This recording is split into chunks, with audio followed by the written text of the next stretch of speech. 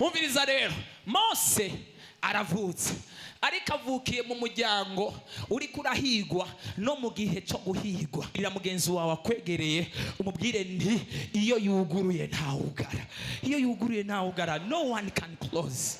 Yesu natwase cyane kubera ko iyo bugaye iburyo Imana icica ibubamfu, iyo bugaye ibubamfu Imana icica imbere, iyo bugaye imbere Imana icica inyuma, iyo bugaye inyuma Imana ica munsi, iyo bugaye munsi ica hejuru, iyo bugaye hejuru ica ibubamfu bw'ibiseruko, igaca ibubamfu no ku mpande, igaca impande zose, ahantu hose irironderera inzira.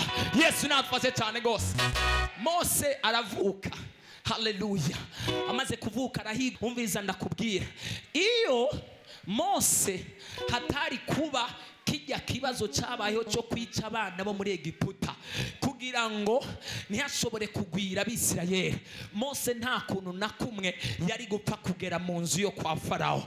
Ariko Imana yo mu ijuru ikamya akagezi kamwe yateguye akandi, ikamya umuryango umwe yuguruye uwundi, yugara inzira imwe yuguruye n'iyindi kugira ngo ishobore gutabara ubuzima bw'abantu. Nimba hari amarembo ubona yugawe, reka kurira nk'uyihebuye, harayandi marembo Imana igomba kugurira ku buzima bwawe.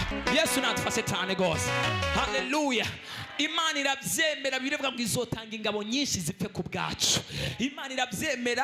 Hari abakajagari muri Egiputa, abantu benshi barahura n'ikibazo, ariko kwari kugira ngo Mose aze gutabwa mu ruzi, hanyuma umukobwa wa Farawo aze kuva hariya anje, aze kuza, aze kumufata. Mose atabwa mu mazi, amaze gutabwa mu mazi, mama wiwe kugira ngo ntashobore gupfira mu biganza byiwe, ntashobore gupfira mu maboko yiwe, aramurekura asa n'umutaye.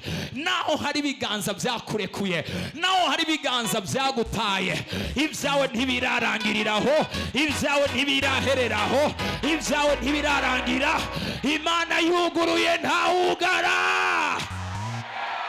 Mu mutima wa mama Mose iravuga ni umwana nagendeye ku gise, umwana natwaye amezi 9, ndiko ndamubona, I have pain, it is very painful. Ni mubabaro ukomeye cyane gose. Havuga ariko mwana wanje ndakubuze, ntakwanse, genda nta kundi, hako bakunyikira mu maso, just go. Imana fashe cyane gose. Ariko hari igihe bibaza ngo Satani aragutaye, kumbe Imana igushize mu bisubizo. Hari igihe Satani bibaza ngo agutaye mu byago, kumbe Imana igushize mu bisubizo. Haleluya, haleluya.